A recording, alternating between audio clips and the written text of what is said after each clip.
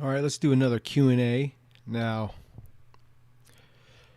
I've been able to pound out quite a few Q&As over this holiday week, and not everyone is happy about that apparently. Goyam No, he says, and this is from 1 hour ago, and his name is G. Oyam No. Goyam No.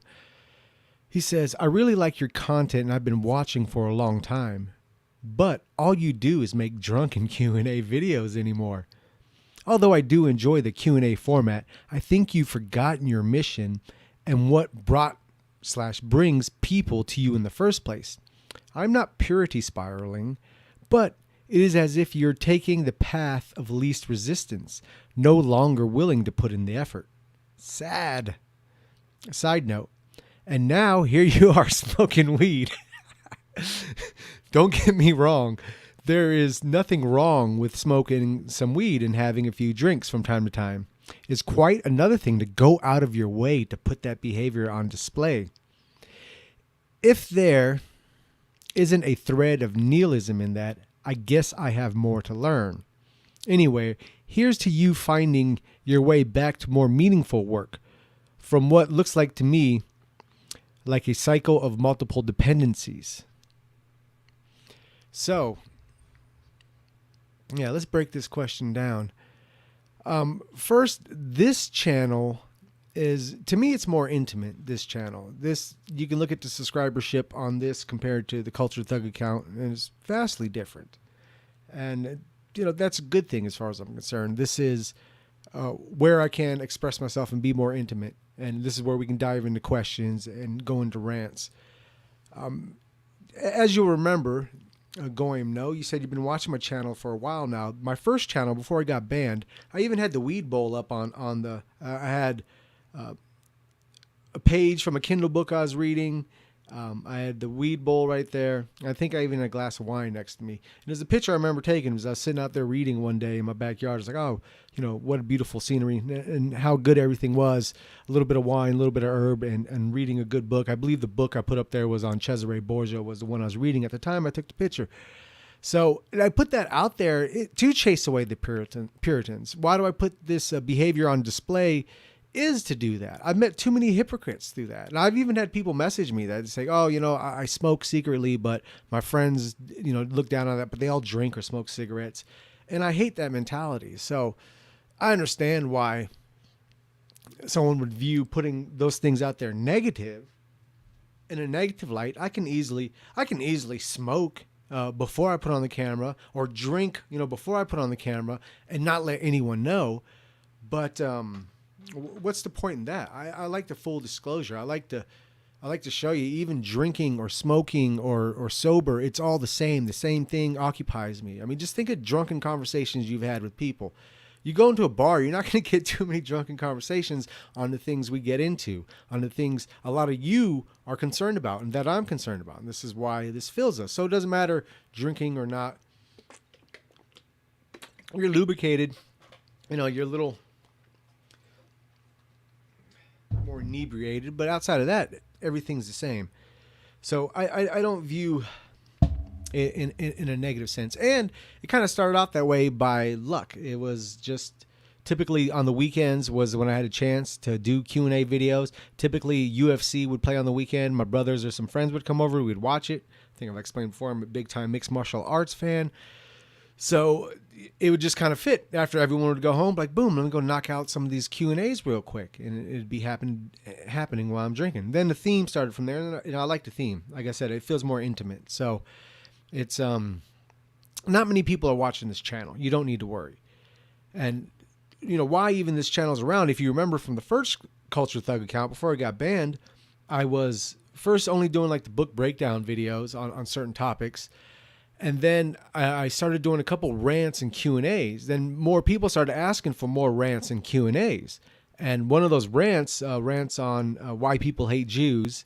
I remember with Dennis Prager, and I went into it, and like, he's a people hate Jews, because they're jealous essentially, or, Jews are so perfect. And then I went into a rant on that. Well, that's one of the videos they used to take down my original account.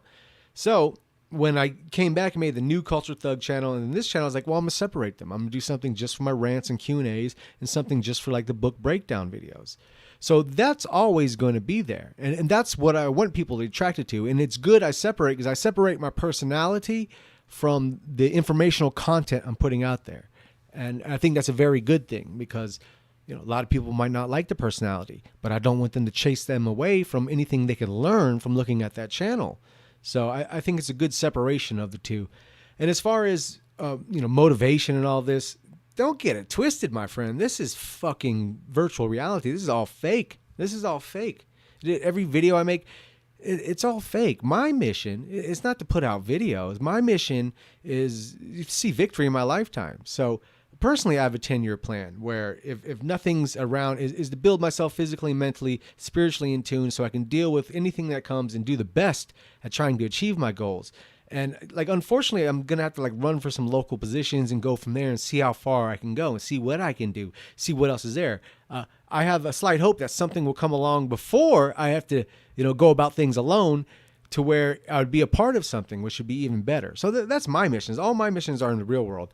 Now, it's not, I'm not deterred from a mission. I've been obsessed with a mission since, in my early 20s, when I first started becoming awakening to the learning that I've been told many lies and what was going on and who the powers that be were and where society was going and what was worth living for. And I've been on a mission since then. It's just trying to find a way. It is literally like David looking for that slingshot to kill Goliath. And I'm still searching for that. And it's as I get older, I get more point towards desperation, where it's like, shit, I got to start running for political positions, I guess, because no one else I believe in is doing it. No one else is making any, changes. So it's comes upon all of us as individuals to take that burden ourselves if there's nothing else we can support. And that's where I'm at now. But as far as you thinking I'm not putting out content on the Culture Thug channel as much as I used to, I averaged about a video a month. Every now and then I'd get crazy and do 2 videos within a month, but it was typically around a video a month. It's kind of been the same since I've created the new channel. I've had to upload a lot of the old ones. I re-edited a few of them. Some of those got in the way. Then I put out new content as well. And I always have 5 or 6 videos lined up. I have 5 or 6 next videos lined up now. It's just getting the hours in front of the computer and the most tedious part is taking the text from the books, because 90% of the videos I've done on books, I can't find PDFs online, so I can't copy and paste and do it. I have to, take the physical. I have to sit here and type out each quote and each thing I'm using, and then, sometimes I got to cut that in half because it's going on too long. So if I'm already pressing over an hour, I try to keep all the videos under an hour. Sometimes they go over, but most times I try to keep them around that or a little below that. So you got to do I got to put in a lot of shit into Microsoft Word. And then I got to pull a lot of shit out as I'm making the video, as I'm recording the audio, and then putting the pictures to it. And I still get complaints on sound quality and, quality of my videos. And I get it. It's true. I don't make the best quality videos. I haven't learned to, and I haven't really taken the steps to learn to. But I am so fucking pressed for time. I don't think you're respecting that angle of it. I am so pressed for time. There are certain times where I can get a few hours free to get it. And then when I do have a few hours free, sometimes it's, do I take this call with someone I was supposed to speak to online? I told them, hey, I'd speak with you at this time, and then I don't. So now I'm kind of going back on my word. So it's like obligations after obligations, right? So believe me, I am not fading away from any drive of doing anything. I wish I fucking could, what is the Matrix scene where the guy is eating the steak and he's like, I would have took the blue pill. There are times where I wish I see ignorant people that are just fucking happy with their sports team winning, or the new phone coming out, or the television show that's on that they love, or whatever it is, how they occupy themselves and keep themselves kind of sedated in life. There are times where I'm like, I wish I can shut this mind off and kind of go down that road, but I'm sorry. I'm cursed not to do that. It's just not going to happen. So you don't need to ever think about me faltering or letting nihilism take over or anything like that. And like I said, my main the reason I put out the Culture Thug videos is to put out for a younger audience who may have not have had the time to read the books or going to take the time to read the books, to put out some of that information out there so they can look into these things and get more understanding on some of these things, or at least a different opinion on these things or a different look at it. So, and that's going to be my continual theme throughout my channel. Like I've said before, I've been on the internet format since like 2006. I think, making videos, whether I'm ranting or putting stuff together. So, and it does go through highs and lows. I mean, there was a period of time where like I was getting accounts banned before I even uploaded a new channel. So, I mean, and if it gets back to that phase, I'll have to fucking chill out for a couple years again. It's just, that's how it goes. It's, you know who you're up against, right? You know what the system's about. You shouldn't ever expect decency or anything fair from them. So it is what it is, but I'm not faltering on anything. There'll be more videos within the next couple of weeks coming out for Culture Thug channel. These rant Q&A videos are simple to put together. I just simply speak for 30 to 40 minutes in front of in a microphone, and that's it. Answer a few questions. So these are nothing to put together. You shouldn't be worried. This is an account separated from my main account, Culture Thug. That's the channel for the informational videos to be put out there. This is a personal opinion channel. This is, like I said, more intimate. So I wouldn't even compare the two. I wouldn't even say, oh my God, you're putting out more content. Of course, because this is super easy. I can easily answer questions, and there's good questions to start good conversations. So it's I see no fault with that. And you know, I do appreciate the attempt at psychoanalysis on me, but it doesn't hold water in this case. It doesn't hold water in this case. I understand, but your perception of drinking and smoking in front of the camera may be bad. And I get that, and you're entitled to that opinion. I won't even argue with you about that. I'm just saying that's not me, and it's not my intent to promote any kind of degenerate behavior. Like I've said, I'm firmly a believer in the Aristotle method of virtue is found in the mean, and that's where it is. And as I explained before, I went 5 years of complete abstinence on sex, drink, smoke, all of that. And I came to the conclusion, and I was like an asshole on that. And I came to the conclusion it was just me in fear of my addictions. It was me admitting I was powerless to my addictive personality. So I couldn't enjoy or partake and stop myself. I couldn't control myself. I couldn't, I always had to have a routine. I couldn't mix up a routine. And so I've been able to overcome that and do that. So those are big steps. And I would encourage everyone to try to get in touch with themselves like that and do that daily battle with themselves. But yeah, I think I appreciate your concern. I appreciate that you think I'm not doing as much as I can. And I probably could do more, spend more time and push at it more. I definitely probably could, but I don't put that much value in the virtual reality as I do in reality or self-improvement or using that time more so with family or anything else. So it's I'm doing what I can with what I have is where I'm at. And my main goal is, like I said, the destruction of this wretched system. And has been my main goal. And like I said, it's David searching for that slingshot to slay Goliath. And like personally where I'm at, even if I don't make a video after this forever on any channel, my mission or what I'm going to have to end up doing is running for local positions and trying to make noise like that, or joining something I believe in and getting active as I can in that. Like, that's it, you know? And as far as I'm concerned, I need to take a more active role myself within the next decade. And I've given myself that time where I think the climate is right. And once again, just a couple of years ago, I thought there was no hope. I was completely pessimistic about it. I was that bold pessimism, like I'm pessimistic, but I won't be defeatist. You know, standing in the face of danger, standing in the face of destruction, but, you know, persisting through it. But all that's changed. Like, I'm completely optimistic now. I just think it's up to us to you know, drop the ball. And if that's what happens, then, you know, we don't deserve it. We don't deserve anything better than what we got. So, yeah, I appreciate the concern, but No, you're reading too much into it. You're reading too much into it. All right, nextly. I'm looking forward to the video on Rockwell. Since you are making more Q&A videos lately, I guess I would ask a question, and this has been on my mind for a while. Do you think a racial form of fascism was ever right for America? And if yes, when did that change? Any reason why it changed other than what you already talked about when giving your thoughts on white nationalism? When did the ideas of Rockwell and Malcolm X become infeasible? Well,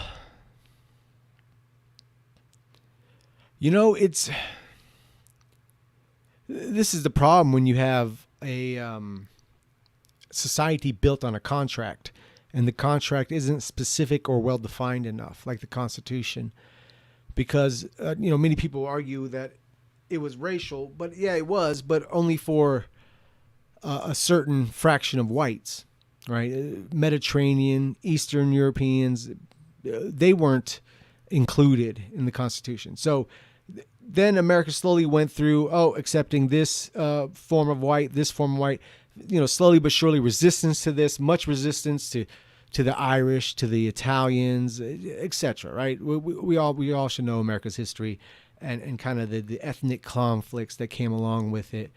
So if we're talking about racially, and we put white, the bland term of all the European subraces, and if we get to a point of when could we have at least made, because remember, even when you had the KKK, they were anti-Catholic, they were anti-Southern European, anti-Eastern European. So you even got that, right? So it's, when you're talking about a white fascist state, like, I don't think it was ever, because the contract was never specific enough. Never specific enough. They never said racially, this or ethnically this is what constituted an American. And they would have saved a lot of problems if they'd done so, but they didn't. So I don't think there was ever a realistic thing of making it, at least from their time. You could have said white Anglo-Saxon Protestants at the time, or you could have specifically had it for a certain branch of Europeans and religion. And you could have said that we would build our fascism off this. This is our homogeneity. And they still, even when they wrote the Constitution, they all didn't agree on slavery. They all didn't agree on how to treat people and all this. So there was never like a uniform belief enough to have any kind of fascistic ideal, especially since, they let the banks take over pretty much from day one. But so I don't think there was ever there was always a belief America was formed by immigrants running from persecution, and they didn't want to repeat that persecution. And the contract they wrote had many holes in it, and it's used now to devour the culture creators. So it's I don't think there ever was a period in time where you could have had a racial, unless, like I said, we get past the Civil War and we get into now what is blandly considered white in America, and then what is non-white in America. You would have had the possibility of that in the late 1800s, early 1900s, but all of that was put to rest after World War II, obviously. Put all of that to rest. So many things changed after that. Hitler and Nazism was the boogeyman that the Jews and the humanists and the liberals all used to push forth hardcore these agendas. And once again, I don't want to beat this dead horse. I mean, you could say even Christianity had a large role in that, because if you look at a lot of the abolitionists, they were hardcore Christians. And a part of why they believed in what they believed in was because they thought it was in the Christian message to accept, everyone as equals and as brothers and all of this, regardless of their ethnicity. So I'm hard pressed to find a time in America where you could have had a true white fascist unity in this country, because it went from so many the ethnicities of America that of the white race, kind of conflicting, not getting along or staying separate. Like there was never this unity. There was never this after the first 20 years of the creation of the country. There never was this long-term unity. In fact, it's a contract created on disunity. So I can't ever see, unless, like I said, we're getting to the point where we can accept white America in the mid to late 1800s to the early 1900s is probably where, and this, you actually had fascistic movements and all that kind of forming and not getting anywhere, but around these times as well. And World War II put an end to all that. And as far as Malcolm X was a pariah at first until he changed his message. Now, Marcus Garvey is someone that is definitely had a more pro-black attitude and a more, a non-desire to mix kind of message than most of these other black orators, except Dr. Khalid Muhammad, which, absolutely love him. I mean, he was, all about black nationalism and black separation and black empowerment, self-empowerment. So, yeah, I don't know. I've thought about that too. I'm hard pressed to find a real time in American history where you could have got whites on a fascistic message against everyone else outside of the late 1800s, early 1900s. It's like that was probably the time. If it was ever going to happen, that would have been the time. The white population was 90% at that time still. I mean, that was the time. And now it's like 60 going on 50% from the numbers we know of. Yeah, I think if there ever was a time for that, it was that. Because the ethnicities of Europe have already gotten so acclimated to being American that even if there was difference, there was enough similarity already and enough you've been here as, as long as the English has. So it's more feasible to have some kind of homogeneity between us taking place late 1800s and early 1900s.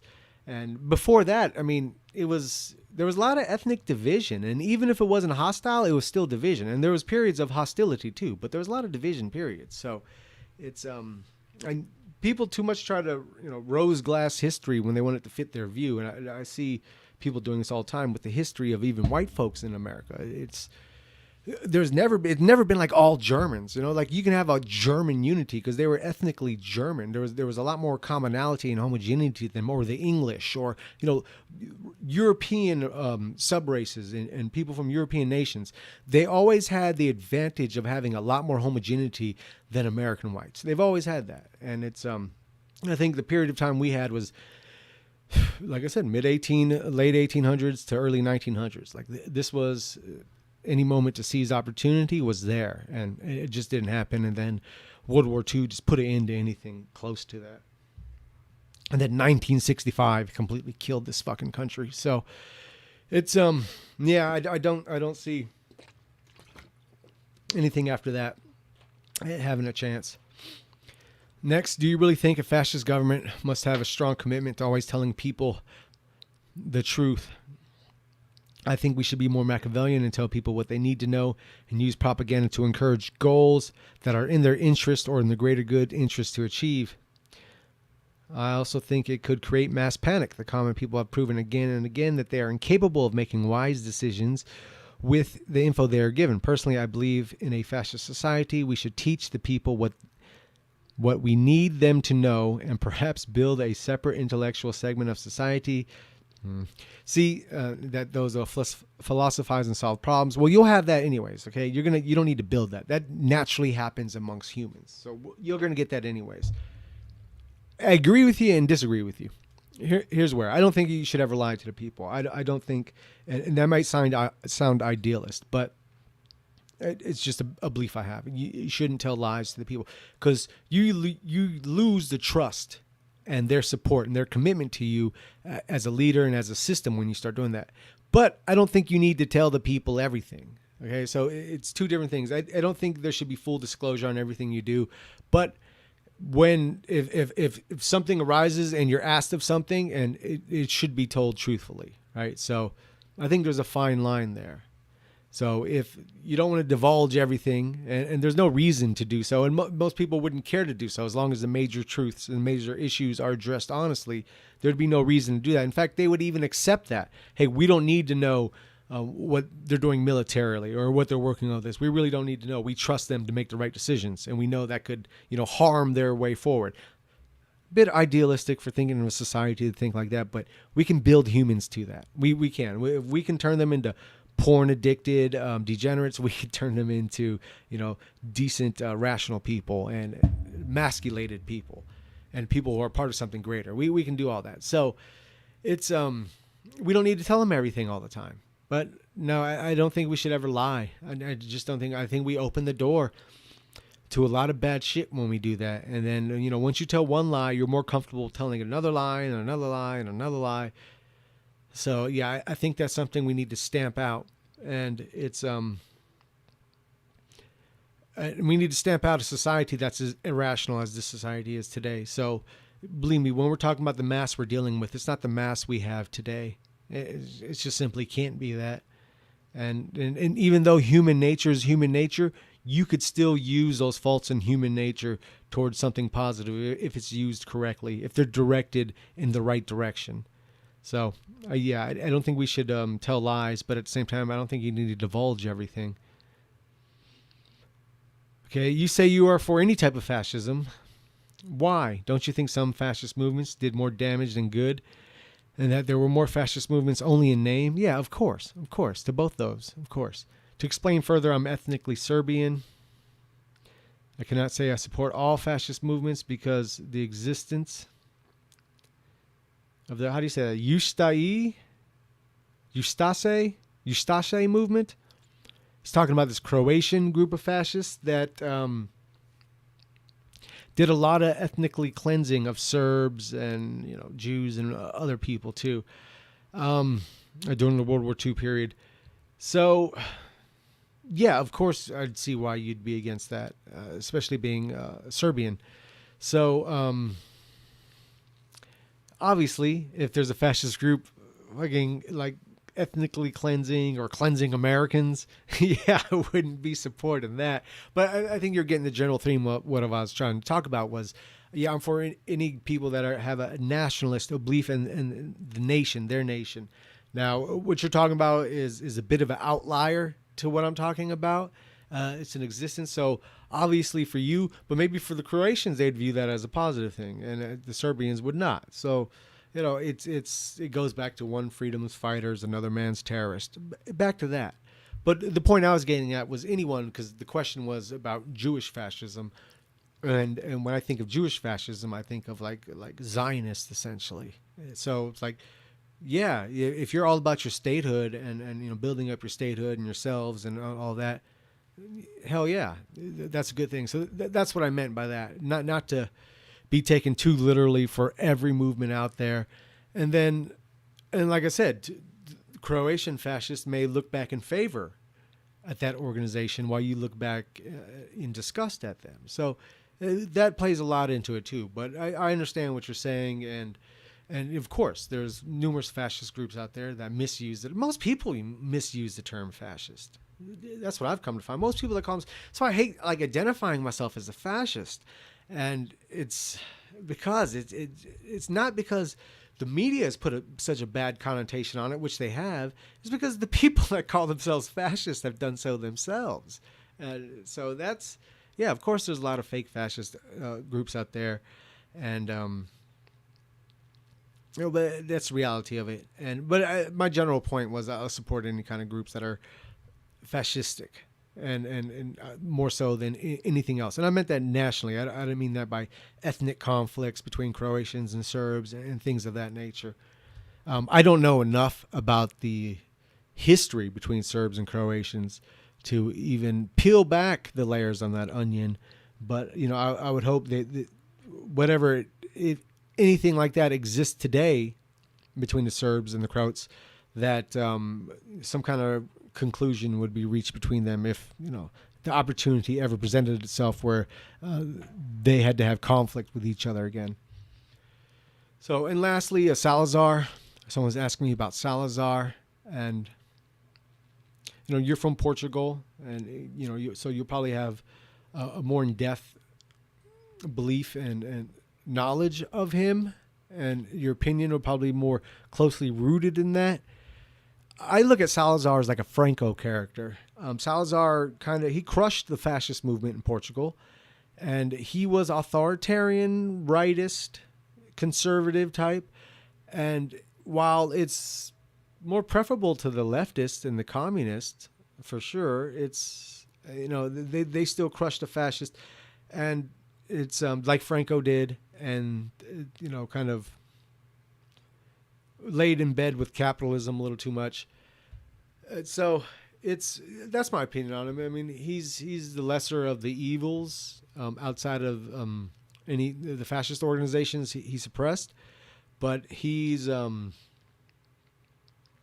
it's not. I'm not into authoritarian conservatism. Like I'd prefer that to what exists today, but that's not my end game. So it's it's nothing too negative or even too positive about him, right? It's not. I'm not satisfied with it, and like I said, he suppressed some of the fascist organizations. So it's I don't think that's good. Like Franco, just like Franco. So while Franco he was better than the commies that they defeated in the Civil War, he wasn't the Falange. So and the ideal would have been the Falange. So yeah. All right, that's it. So this will be the last one probably for at least a week. But we got a couple out this week, so that's good. Even to the chagrin of some people. Goim, no. I mean, come on. It's just more content out there on this little channel, and this doesn't take away from anything. Yeah, I could have put 30 minutes into transferring some quotes right now instead of making this video. Wouldn't have made that much difference, trust me. All right, guys, cheers. Take care.